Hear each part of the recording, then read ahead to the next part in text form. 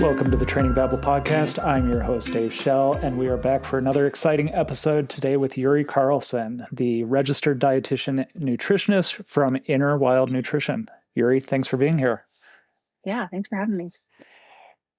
So this is always a very popular topic. You and I have kind of talked offline about this a little bit, where it can be very polarizing. It's kind of like politics or religion, where people get very dogmatic about nutrition.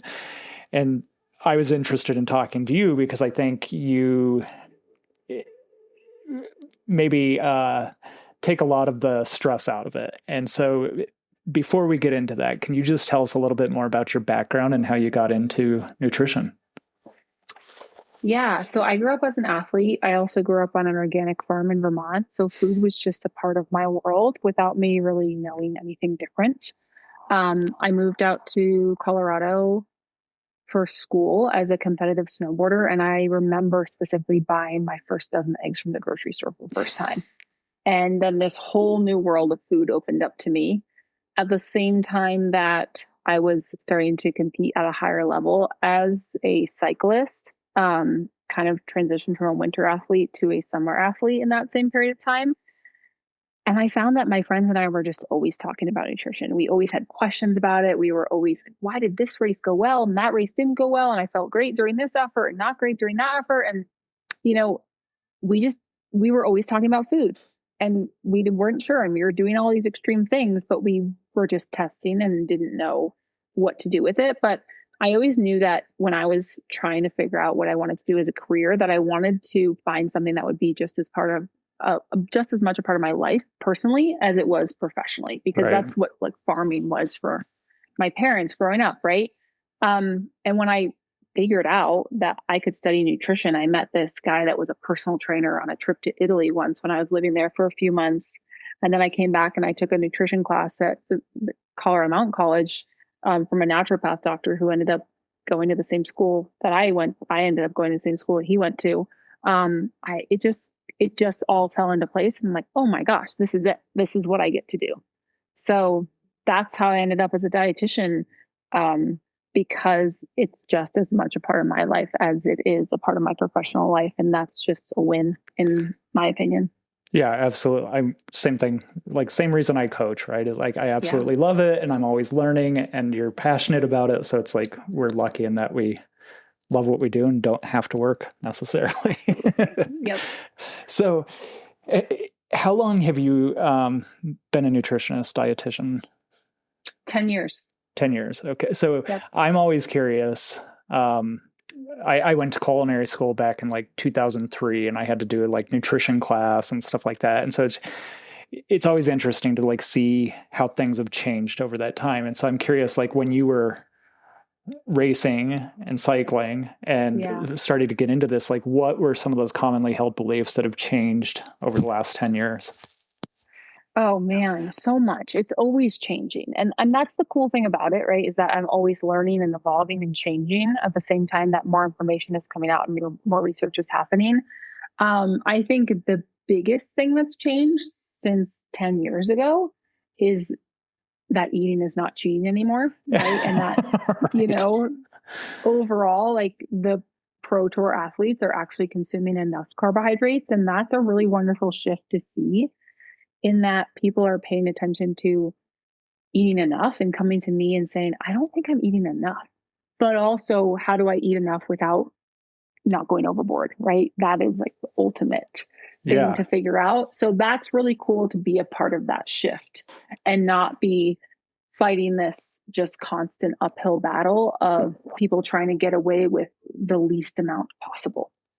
And I feel lucky to be in that space. And I definitely want to come back to that, because I think that's it kind of goes back and forth. And I think we'll touch on that a little bit more. And so I think this is a good place to kind of just ask, like, what is your general philosophy on nutrition? And what I mean by that is, I think a lot of people, when they think about nutrition and fueling, it's like counting calories and counting macros and like being very rigid about what they can and can't eat. And I'm sure this, like, you've seen the same thing where it was like, high carb, low carb, no carb, keto, like, and you get to a point where you're standing in front of the fridge and you're like, I can't eat any of this because it's, yeah. So yeah. How do you make this more approachable for the athletes that you're working with?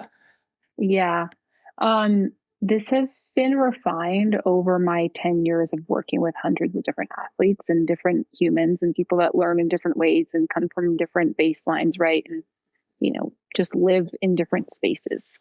So my philosophy is combining science, which is very important, especially in the nutrition world, with the human element, right? We can have all the science, but we're also not robots where we can just fit ourselves into a box and expect to say, okay, I'm going to get this many grams at this time in this form and just be able to repeat that no problem without driving myself insane, right? So we have to talk about also the human element of it to pay attention to our hunger cues and our satiety. And, hey, if we have a macro goal, but we're sitting there and we're stuffing ourselves uncomfortably until we're feeling so full that we don't even want to get on the bike and do a workout, or we're trying to hit these numbers that don't fit into our life, then we're missing the point here of creating a sustainable nutrition plan. So a lot of the work that I do with my athletes is figuring out, all right, this is what the science says, this is what the recommendations are, but identifying where are they on that baseline? Are they above or below that baseline? How are we realistically going to fit this into their life as they know it? Because if we're not paying attention to that, they're going to do it for 2 weeks and then they're going to burn out and they're going to go back to their old ways. And there's no point in doing that in the first place. Yeah. So one of the most important things is setting people up for success, which means meeting them where they're at so they don't have to do a complete pantry overhaul and they don't have to start eating a bunch of foods that they've never eaten before or weigh and measure their food and count their calories all the time. That is a tool that can be in the toolbox. But there's other tools that we need to add to the toolbox to help somebody become self-sufficient in learning what to eat, when to eat, and how to eat based on the variability of their days. A lot of the ways that this all gets missed is when people are consuming information, right? Like blog posts and content on social media that's trying to speak to thousands of people at the same time. Right. Well, it actually effectively doesn't apply to any one individual. And that's the problem, right? Like people can get to a certain degree some success with that, but if they really want to create something that's going to give them a sustainable approach and allow them to adjust based on the variability of their days, because I don't know about you, but you're probably not making the same workout for the same person every single day, right? They have a variability of workout. So one of the most important things is that people need to recognize how to adjust based on the variability of their days. Yeah. And so what are some of the common things you see when you first start working with somebody? What are like two of the three like most common issues that people are running into? Yeah. Not eating enough, number one. Yeah. But it's not eating enough of the right things at the right times. Like timing can be really key here. So, okay, let's say even if we are eating enough calories, the way that those are stacked up throughout the day is always an opportunity for every single person I work with, right? Like, all right, how are you eating this snack because you're about to go and sit on your bike for the next 2 hours or do an interval session for 75 minutes, as opposed to what are you eating if you're about to go and sit at your desk for the next 4 hours? So when we start to break it down into not necessarily a calorie goal or a macro goal, but more so, what have I just done and what am I about to do? That's one of the biggest things that everyone can benefit from changing. I love thinking about it that way. And I think historically, or maybe I just use it as an excuse to eat a bunch of ice cream the night before, but I'm always like thinking about what's coming up. And I think, like you said too, is what did I do? So it's like, if I did a 6-hour ride a day and I'm planning on another 6-hour ride tomorrow, like I'm just like packing it in. Yeah. And so I like that you're breaking it down even like within the day. What did I just do? And I think people get in trouble with that, where a lot of my athletes, they might be jumping on the trainer at 5 a.m. And so they want to jump on fasted. And and so thinking about so I guess just some general guidelines, like what are you looking for pre-workout, during workout, and post-workout? And I guess let's say like for an endurance ride versus something more intense. Yeah. The pre-workout can be kind of similar. Like basically the closer you get to the workout, the more you want to simplify your food intake. So you are thinking about having a pre-workout snack if the last time you ate was more than about 2 hours ago. Definitely, if it was a snack more than 2 hours ago, then you definitely need something. But even if it was a meal more than 2 hours ago, you need something because you've used most of that. So then as you get closer to your workout, you can start to think about, okay, well, I mean, if you've got 30 minutes or 45 minutes before you get on the bike, and especially if you're going to go do an interval session or a high intensity session, you want to cut back on the protein and the fat component of that, whatever you're consuming, and you want to focus more on the carbohydrates. The closer you get to the workout, the more simple your food gets. The most simple you can go is simple carbs. The next most simple you can go is complex carbs. And then the more complicated, basically meaning that it digests more slowly and it's going to sit in your gut and you're going to get on the bike and feel like you have a brick in your stomach if you've eaten too much of it, is the protein and the fat component of snacks and meals, for example.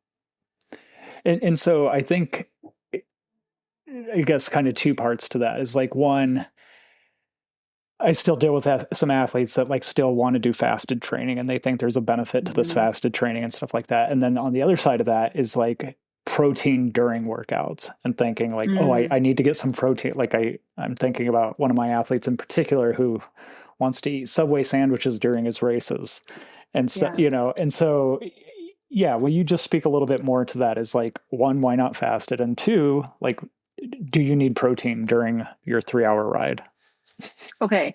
One, why not fasted is because unless it's a zone 1 recovery effort less than 60 minutes, you are going to have performance implications.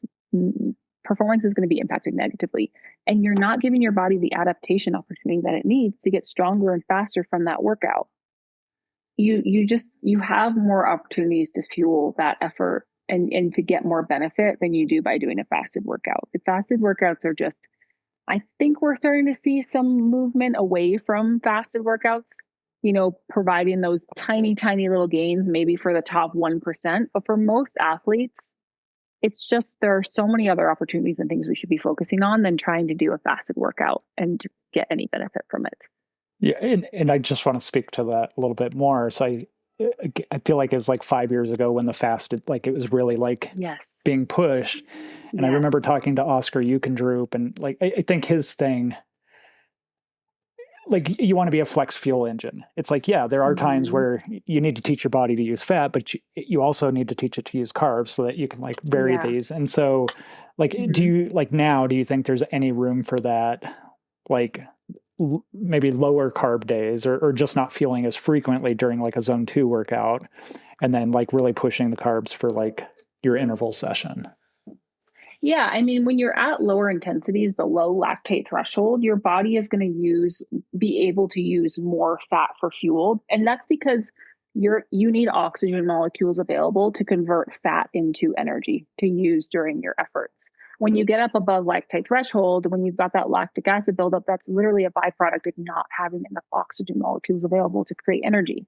And you can do that, and your body relies more on carbohydrates in order to do that. So that's the above lactate threshold. It's never going to be 100% fat or 100% carbohydrates, but you can use that lactate threshold as kind of an idea of, okay, well, when I'm below lactate threshold, I can utilize a little bit more fat than usual for fueling and energy, and that's great. And you can give your body opportunity to adapt to that and get better at doing that, but it doesn't necessarily mean that fasted workouts are the way to do that. Right. Okay. And then how about with like protein and fat during a workout? Yeah. So I always talk about fueling for energy versus fueling for hunger prevention. Fueling for energy happens with carbohydrate intake. They provide energy. They don't provide much hunger prevention. You can consume small amounts of fats and proteins, like 5 to 8 grams of protein and 10 to 15 grams of fat, typically, if you need to be fueling for hunger prevention. But that typically only becomes necessary when you get into 3+ hour efforts, when you're actually going to start to feel hungry, right? This is like ultra cycling, something like Leadville 100, potentially that kind of stuff, where it becomes and can be beneficial for some people to include a little bit of fat and protein. But, speaking to your Subway sandwich example, that would be like a little chunk of a Subway sandwich in addition to carbohydrates primarily. Yeah. And so just to like stay on this guy for a moment, like, so you talked about simple carbs versus like complex carbs and stuff like that. And so in theory, like, yes, crackers are still carbs. Bread is still carbs, but it's going to take your body longer and require more energy to break those things down than if you were to take something that's more like just basic sugar, right? Yeah, it depends on if it has, what else it has in it, right? Like typically a cracker or a bread is going to also have a little bit of fat in it and potentially even some fiber in it. So when you add anything in addition to the carbohydrate, the sugar component of the food, it is going to slow down the digestion a little bit. So you've got the simple carbohydrates that's literally just the gels and the gummies and the white rice, for example, right? The white bread, for example. And then if you add any whole grain to that, right? Or if you use a brown rice instead of a white rice, or if you have, crackers with butter in them, the fat in them, that all changes it slightly. So you're working on this pretty significant spectrum from simple carb to complex carbohydrate, whether it's just the carbohydrate at hand or it's a simple carb, but it has other components like fat and protein in it that are making it act a little bit more complex, because when you add in these other types of like calories, macros, fats, and proteins, they slow down the digestion of the carbohydrate. They slow down that blood sugar spike. And so, and I want to just stay on this for a little bit because there's like so many other questions coming up here. Like there's, and I don't know if it's still a thing, but I definitely saw it for a while where it was like fast carb versus slow carb. And is there anything to that, like, does it matter? Like if you eat like a slow carb, does it like keep your energy steady for longer? Or it's like, once it gets into the blood, it's just all carbs kind of thing. Were they talking about simple carbs versus complex carbs, or are they talking about? So I'm thinking like, so like refined or like white rice versus brown rice or something like that, where like, with the theory being it would like titrate a little bit more slowly and, you know, you'd have more steady energy. Yes, that is, yes. So if you combine carbohydrate with, it could even be white rice on its own with some fat and protein, right? A little bit of, chicken or avocado, that kind of thing. It's that white rice is going to combine with the fat and protein as you digest it, right? And instead of having a big blood sugar spike and a crash, which is what you would have if you just had the white rice, it's going to be a little bit more moderate. Instead of this spike and this crash, it's going to be more like a rolling hill. Like if you're using something like a continuous glucose monitor, you would see that change.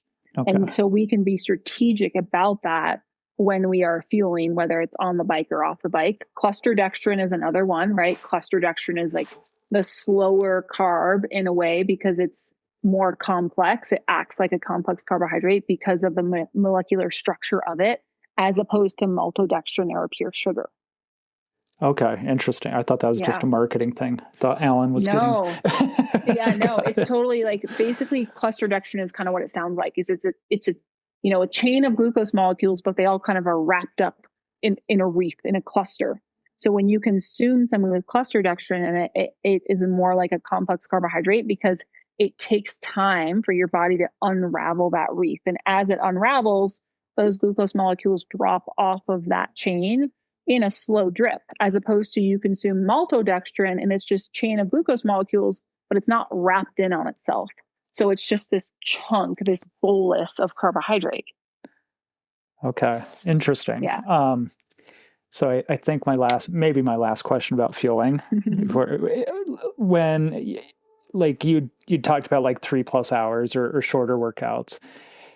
And I think I've heard you talk about before, like, what you can tolerate now, you're not maybe won't tolerate 6 hours from now. And then also mixing in real food. Like I know, like when I did Unbound, it's like I mixed in Lara bars, and part of it is just to like, so you don't have that pit in your stomach. And so is there any, do you have any guidance as far as, do you start with real food and then go to simple sugars when you get further in, or do you start with simple sugars and go to real food when you get further in, or is it depends on the person?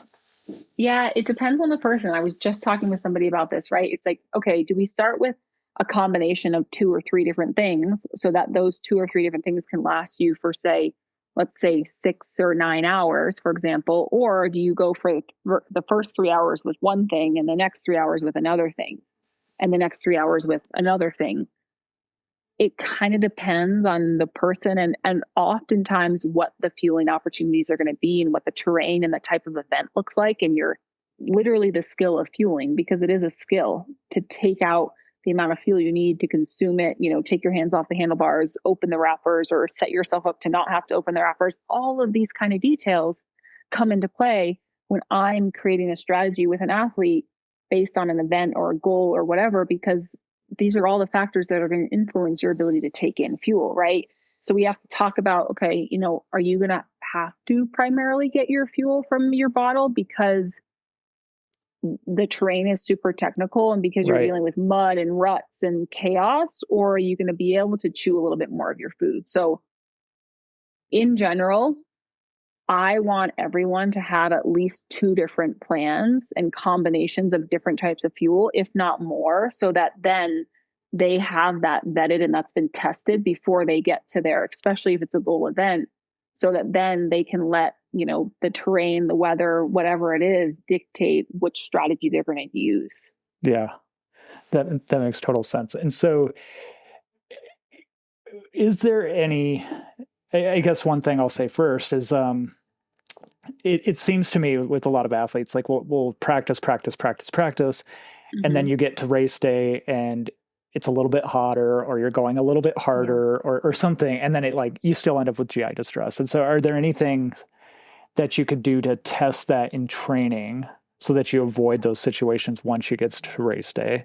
And then I have a question about liquid versus solid calories and what your thoughts are there. But let's start with this one first. Someone was just asking me yesterday, what are the signs that I'm overfueling, right? It's this whole okay, do we all need 120 grams of carbohydrates per hour? Well, not necessarily, unless we're burning about 1,000 calories per hour, then we probably need that. But so just real quick to put that in perspective, who's burning 1,000 calories per hour? Which type of cyclist are burning 1,000? Yes. Okay. The people whose full-time job it is to ride their bikes. Right. And so for mortals, like the rest of us, we're burning 500 to 700 per hour, right? Yeah. Mm-hmm. Okay. Sorry. Didn't mean to. I just wanted to put that in the context. Yeah. That's a really important thing for people to recognize, is the context of who that applies to and who it doesn't. And I don't want people to set themselves up for failure and go out and try to think in order to be successful, or in order to get the results I need, I have to figure out how to get 120 grams of carbs per hour, when their body is hey, we don't even need this, So So what are those signs that you might be overdoing it? Your GI system is going to revolt. You can get strategic with how you consume your carbohydrates, right? If you're slow dripping your carbohydrates, instead of consuming, at the top of every hour, only twice per hour, every 30 minutes, for example, consuming, 50 grams of carbohydrates or something like that, that's probably not going to be as easy on your GI system as slow dripping it into smaller increments throughout the hour. So if you're doing all the things right, if you have variety, you can still overfuel and your body will still revolt. You might get flavor fatigue. There's all that kind of stuff, right? We know how this feels. And there's a gut-brain connection that is backed by science. We know in both directions, brain to gut, gut to brain, there is a connection there. And so a lot of times we have to pay attention to that, and we have to learn how to pay attention to that and tune into those cues, where no matter what the numbers say, kind of like I was saying earlier on with food logging and that kind of thing, there's this component here that is an important feedback system to pay attention to. So if we're trying to shove down a bunch of calories and grams of carbohydrates and it feels heavy, or if our body is just we look at the gel and we haven't even taken it in yet and it's telling us we don't want it, we're probably taking in too much. So I, just as a quick side note and an anecdote here, is last year I did Leadville, and I went back to my simple nutrition. I'm Cliff Blocks and Scratch, and I'd been practicing that all year, and it was great, and I wasn't having any issue. And then the day of the race, I'm I should probably take on a bit extra just in case. And yeah, about 5 hours in, I just could not stand the sight of it anymore. I couldn't stand the thought of like consuming anything. And it's just like, yeah, it's just too much. And so I think kind of the two things, just to give people an idea, like that I've experienced is one, your stomach just feels really full and bloated and like nothing's going down. And then the other side of that is a bonk. Right. And it's like, but I think, it's like, I think we've gone way too far the other way where we're just like, and like test it maybe and like see like what can you get away with before you bonk. Right. So, okay. So the last question I have about fueling during the workout is liquid versus solid. And I like, for a while it was like, oh, food in the pocket and or hydration in the bottle, calories in the pocket, things like that. And what are your thoughts on that? And does it matter? I know that you kind of refer to yourself as a whole food nutritionist or dietitian at sometimes, but like, what are your thoughts on that? And how do people approach that? I'm glad you bring that up, right? Because there's the whole thing of like real food, real food athlete, real food fuel, that kind of stuff. But I don't want to mess with something if something's working for somebody. I have somebody right now that I love the carbs fuel and I can get 50 grams of carbs with that and it feels great. I'm like, awesome. There's no reason to change that just because of some philosophy that says we should be consuming real food, right? It's as long as that works for the situation at hand for them, which they're doing about 3.5 hour efforts, great. We can also kind of put on the radar that, the question mark is this going to work if you get into longer efforts? And if not, what kind of variety can we create for you? Is it going to be 2 different types of gels? Is it going to be liquid calories in your bottle and a gel? Is it going to be chewable food and a gel? Any kind of combination is like, it's all fair game because I've seen it all work for different types of people. It just depends on the person in front of me and what makes sense for them. And a lot of people have unintentionally trained their gut to tolerate things in some way or another. And that's a really great thing to know when I'm having initial conversations with people. Like, what have you been doing? What works? What doesn't work? What's your body telling you? Do you get that coating in the inside of your mouth, right? Where it just kind of like sugar coats the inside of your mouth and you don't want to take anything in, right? We all know these feelings. So this is all really helpful feedback for us to then be able to say, okay, let's test out this combination of things. Let's test out this fueling strategy. And there's no right or wrong in terms of you should be only getting your hydration from your bottles and you should be getting your calories from chewable food or you should be getting your calories from gels. I think more variety, the better, honestly, especially as we get into longer events. And that's where the conversation comes into play. What works for you for 3 hours may not work for you for 6 hours, for 9 hours, et cetera. And so, I guess you want variety. Mm-hmm. Is there any risk of, so I know like going back to the whole like 90 grams of carbs or 120 grams of carbs. And then it was like, 2-to-1 glucose to fructose and like this very precise ratio. But like, is there a risk of like having too much variety? So if you are like having stuff with a lot of fructose and stuff like that, is that like, are you putting yourself at risk of like GI distress and stuff like that?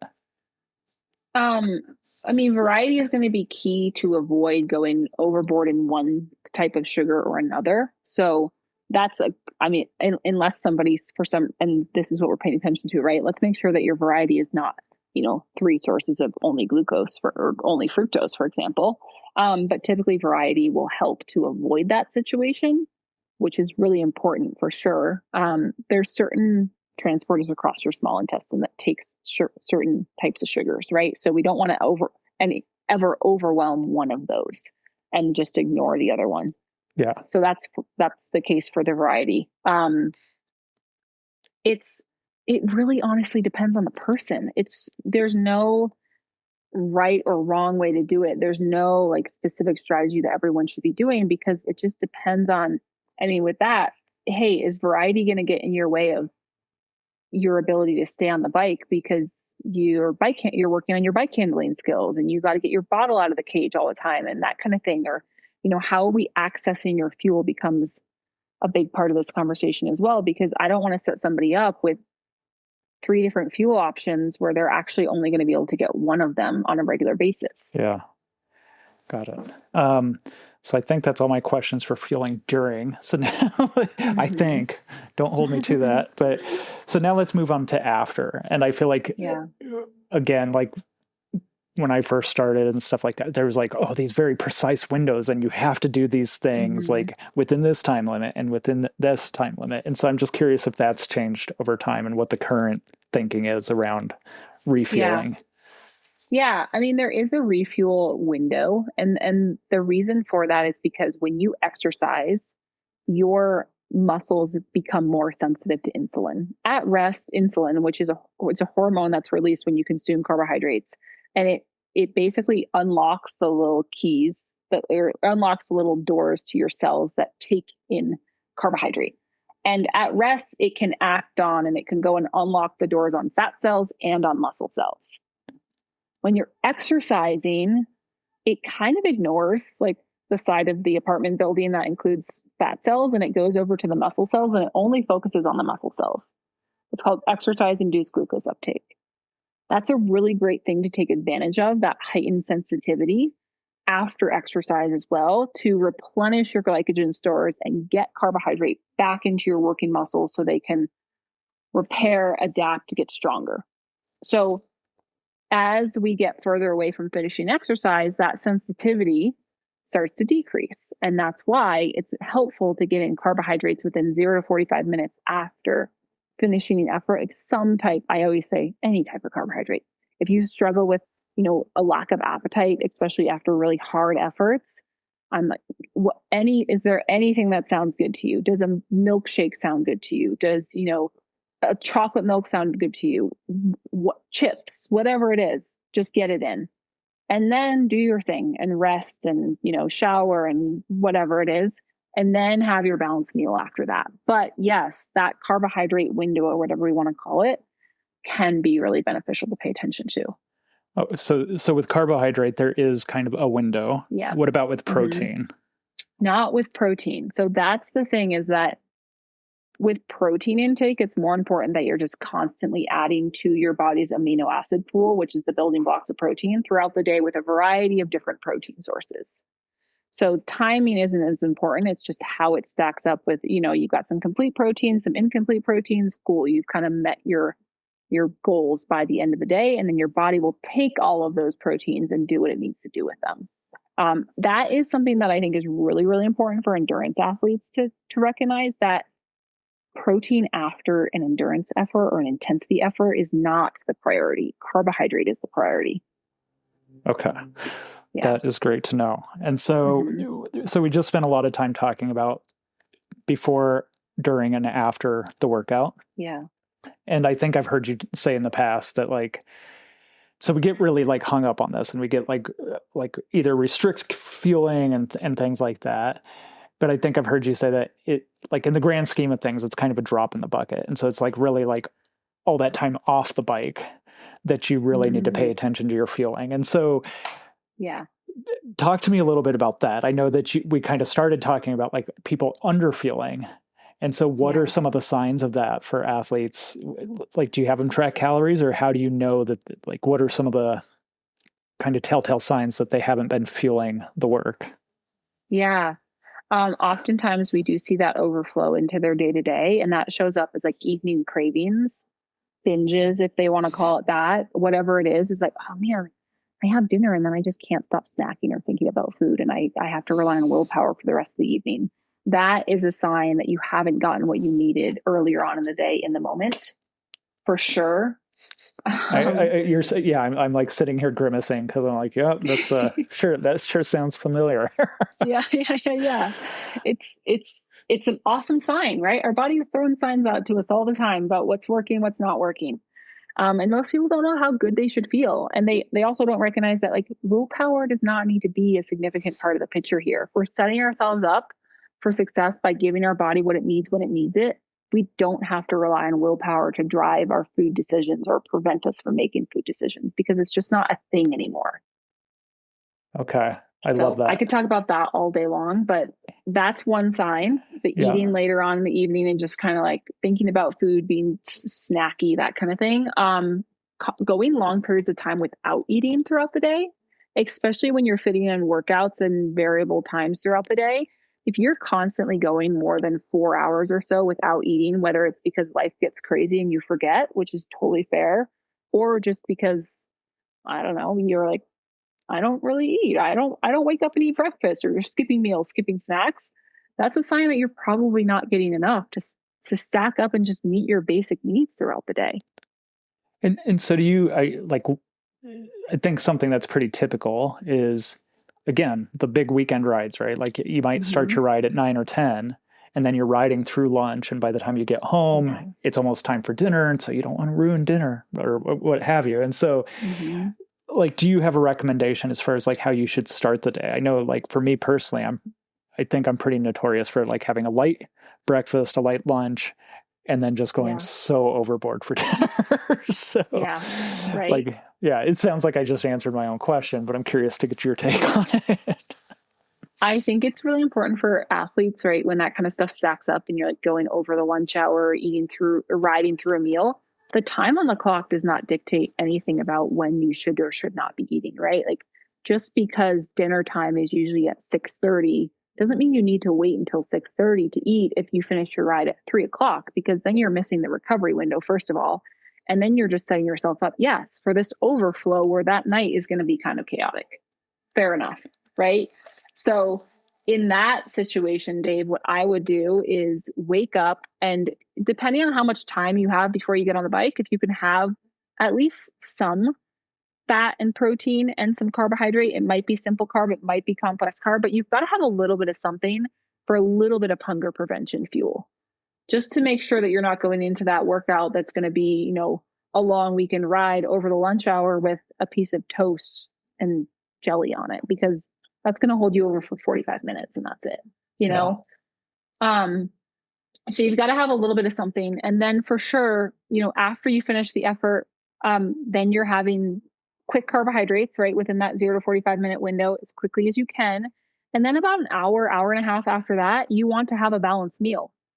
And it might be that, that turns into kind of your dinner, but then because you just had dinner really early, then you're also definitely having a post-dinner snack that's going to be a balanced snack with some protein and carbohydrate. So you're kind of just playing around with how you stack up your day, not necessarily based on the time on the clock, but what you've just done and what you're about to do and how you're sandwiching it around that workout. Okay. And so it sounds like, kind of like where we first started talking about it, is like protein's kind of like this anchor that shouldn't change much day to day. Like, regardless of what you're doing, we need protein and it needs to be available and you need to eat it throughout the day. But then the carbs kind of fluctuate depending on what you're doing. And so I know something I've dealt with with my athletes is the protein recommendations are pretty high, like 1.6 to 2.2 grams per kilogram or something, which can be kind of hard to get in.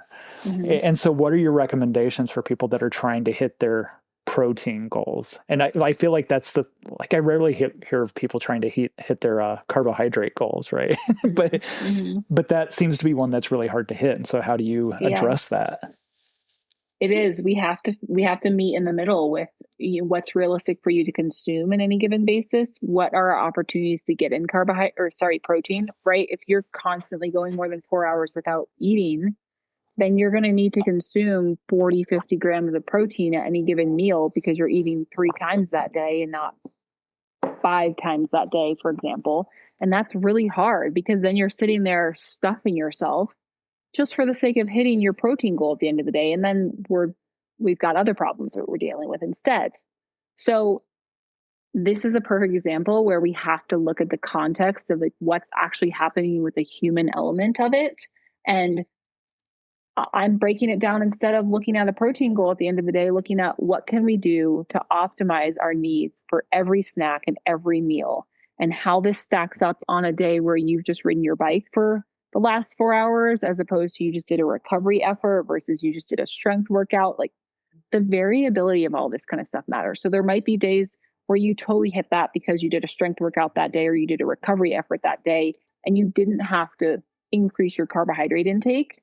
And obviously with an increase in carbohydrate intake, maybe not obviously, but with an increase in carbohydrate intake, it will displace some of your protein intake. And that's okay. So that protein goal is not going to be the same every single day because we're endurance athletes and we need to adjust those percentages basically based on the days. I love that because I think that's been a missing piece, right? Is that if we're trying to hit that protein goal, there's a certain number of calories associated with it, and then on certain days we're also increasing our carbohydrate, and so it's like you can't satisfy all these conditions when you're moving these things around. And so okay, I love that. Now, one thing I love that you said, like, willpower should not, like, we shouldn't need willpower to get throughout our day. And it's perfect because the holidays are coming up. We're recording this right around Thanksgiving, and then Christmas is after that, and then New Year's. And from an athletic perspective, when I start working with athletes or when we get to this time of year, it's like, November 1st is kind of the start of the season, but then we have all this stuff that, like, we're going to get sick and there's travel and all these things. And so we have to be flexible. And so I'm curious, going into this, like, everybody's like, oh, I'm trying to, like, really focus for next year and I can't have any of these desserts and I can't do this. And so, like, how do you advise people to approach the holidays and all the good food options? Absolutely. Well, first of all, if you're going into it and you're saying, well, for this holiday season, I'm not going to have this, I'm not going to have this and this, that's probably going to backfire at some point. So you have to create a realistic approach to it. And one of the ways that I like to think about this is, can we be picky about the, whatever you want to call it, the more carbohydrates that you consume, the indulgence, like the specialty foods and that kind of stuff, where you really have to check in and ask yourself, like, do I truly want this? Or am I just eating it because somebody just offered it to me, right? Or somebody just brought it to my doorstep and I feel obligated to make them feel like, appreciated and eat their food, right? Or is everyone around me doing it, but I don't actually truly feel like that's actually what I want. That's not going to bring me joy, right? So we can get curious about that. Why are we eating this in the first place? If it's what you want and you're super excited about it, 100% have it. But then there's also, I could go on about this for a long time because there's so many different angles to take. There's also the component of actually giving your brain time to recognize that you're consuming something. And this is really prevalent during the holidays where we're walking around and talking to people and having conversations with people. And we're not even recognizing what we're consuming that's on our plate, So one of the most important things is, if you want that piece of pie, if you want that, whatever it is, make sure to sit down and be present with it and recognize that you're actually consuming it. Because if you walk through the kitchen 12 times and every single time you take a little sliver out of that, and take a little sliver out of that, and take a little sliver out of that, your brain doesn't know that you just consumed 500 extra calories, and it's going to keep asking for that. As opposed to if you just took those 12 slivers and made them into a slice of pie and sat down with a cup of coffee or tea and consumed it, that's a very different experience. So intention here is really, really, really important.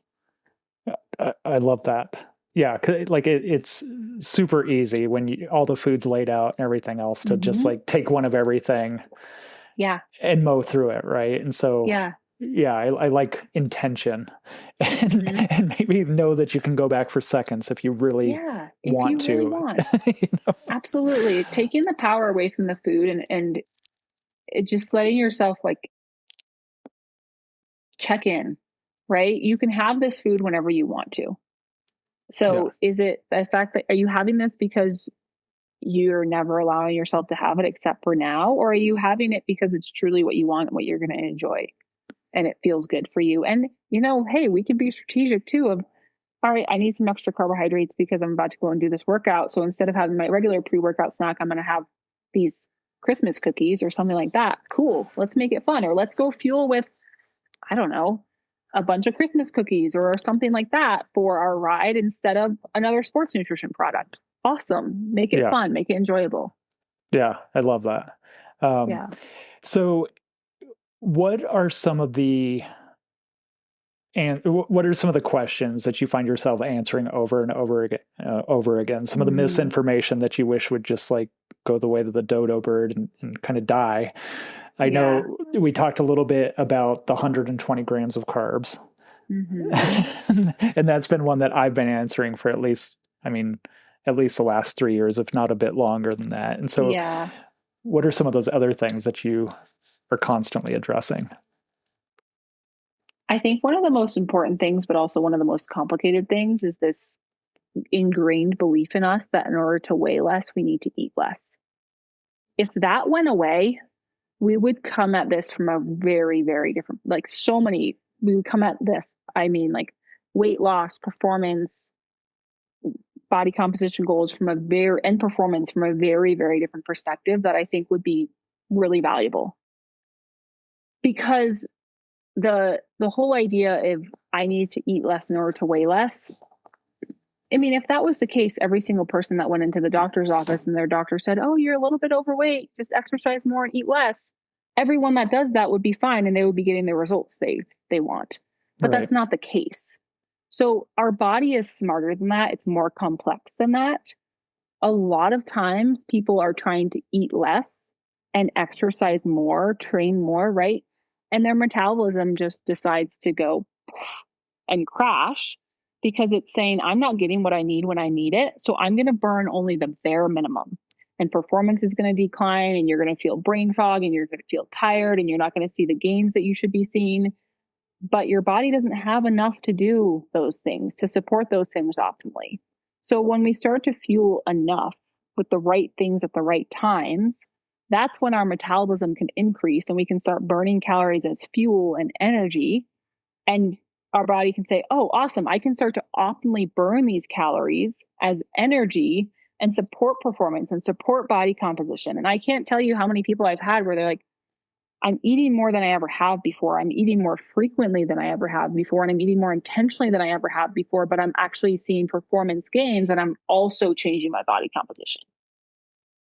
Yes. I love those because I think I actually had a call with an athlete today and she was talking about nutrition and stuff. And she's like, should I be tracking calories? And I'm like, the only time I've ever had somebody track calories is to show them they're not eating enough. Yeah. And it's hard, right? Like we always think that we're eating too much and stuff like that, but it is very counterintuitive. And I think I heard you on another podcast say the longer you've been in this pattern. Yes.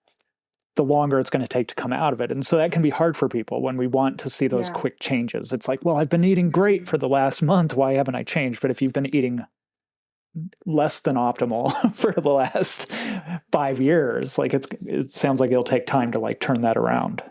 Yeah. If you've gone on extreme calorie restrictions, if you've gone on diets, if you've gone on fasts, cleanses, all that kind of stuff, that just puts another notch in the coffin of building trust with your body. And you've got to build trust with your body to say, hey, I'm going to give you what you need when you need it so that you don't have to hold on to it and store it because you don't know if you're going to get calories in 6 hours from now or in 2.5 hours from now, or are you going to get enough the next day when you do this hard effort or not, right? You've got to build that consistency. I love that. You've had so many quotables here or sound bites. Build trust with your body. Yeah. That's such a great way to look at it where, right. If you're not eating, your body's hanging on to it because it doesn't know when it will eat again. But if you're just exactly giving it more than it needs all the time, it's not going to be greedy. So, I love that. Mm-hmm. Any other, kind of pet hates or pet peeves that you hear about? The protein after the workouts is I've always been told that I need to consume protein around my workouts and even during my workouts. I think that thing is going away a little bit, but thinking that in order to recover from any workout, I need to be consuming protein, that needs to go away too, because it's all about the context of what type of workout it is, right? Endurance workout, intensity workout, no. Strength workout, if it's a strength workout and it's a static workout, protein for the day can be the focus. But if you just go into a CrossFit workout where you're also getting your heart rate up and you're doing circuits and you're running around the block and that kind of thing, then we're talking about a combination of protein and carbohydrate. So that's basically anything that's a blanket statement, which is what you can find, on a billboard or can be the heading of an article that's about some sort of nutrition fad. all of those things should go away. I love that. Whatever gets clicks, right? Yeah, exactly. Any other ones before I let you go? Gosh. I mean, I think this is getting better as well, but people thinking that they need to consume sports nutrition products in order to fuel. That's one of my nutrition.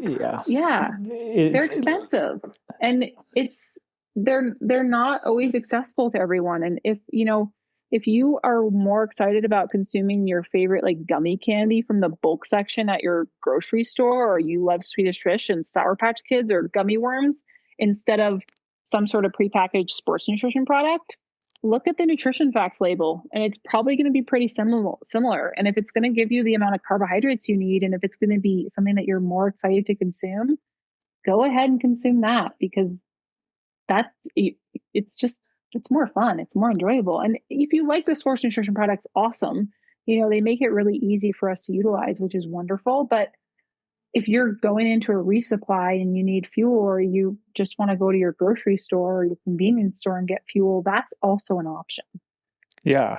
And the reason I get fired up about that is I think this industry is very good on preying on fears. And so overcomplicates things and makes us feel like we need to eat this certain thing, or it's we're going to fail and things like that. But it's like you said, a lot of it's just sugar. Right. And so on that note, how do you feel about just using table sugar and water and a pinch of salt for fueling? Do you see any downsides to that? I mean, it can get you by in a pinch, but you're probably going to get tired of it. Your gut's going to get tired of it. And the flavor fatigue component is going to play a role as well. And that's where these, not necessarily sports nutrition products come into play, but also just other fuel types come into play as well. You just typically need more variety and more options. So if you're on a bike packing trip, right, and you're not carrying your liquid calories with you, you can use that as a part of it, but I definitely would not recommend relying on that as your sole source. Okay. Got it. Well, thank you very much for your time. Where can people find you? Instagram is the best place to find me. So Uri, URI_Carlson nutrition. If you just type in Uri and then Carlson, or just Uri C, you'll probably find it, because there's not many of us. And then my website is innerwildnutrition.com if you want to go and take a deeper look at some client stories and testimonials and that kind of stuff. And anyone that's interested in, learning what it's like to work with a dietitian or chatting with me about the work that I do, I offer free discovery calls, because I need to make sure that I'm confident I can help somebody before I invite them to work with me. And those discovery calls are my opportunity to do that. And there's you don't have to commit or anything like that, but it's a really cool way to just start to talk about this kind of stuff, especially if you've never gotten to talk about it before. And figure out what direction might I need to go here? What am I missing? Do I have a lot of opportunities, or, am I pretty set? That kind of stuff. Awesome. Yeah, I'll be sure to include those links in the show notes. And then, are there any resources that you recommend? If people want to find out, are there any trusted resources that you would refer people to, so that they can avoid some of the misinformation and noise out there? I think the Scratch Labs blog does a really good job of explaining a lot of higher level concepts of fueling and hydration and that kind of stuff in really simple ways. Alan Lim has a really good way of taking complex topics and distilling them down into let's talk about, cars on interstate instead. Right. And he's been a mentor of mine for a long time, and I've worked with him and that crew for a long time, and I've learned a lot about taking care of athletes from the science perspective as much as from the human element perspective, and the fact that it's really important just to care for the people. So I definitely recommend digging into that content, because it's not often shared that they have a ton of stuff on their blog. Okay, fantastic. I'll put a link to that as well. Awesome. Yeah. Well, thank you very much for your time. I learned a lot, and I'm sure everybody else did too. And I hope to have you back on in the future. Absolutely. Thanks for having me. All right. Thanks. Take care.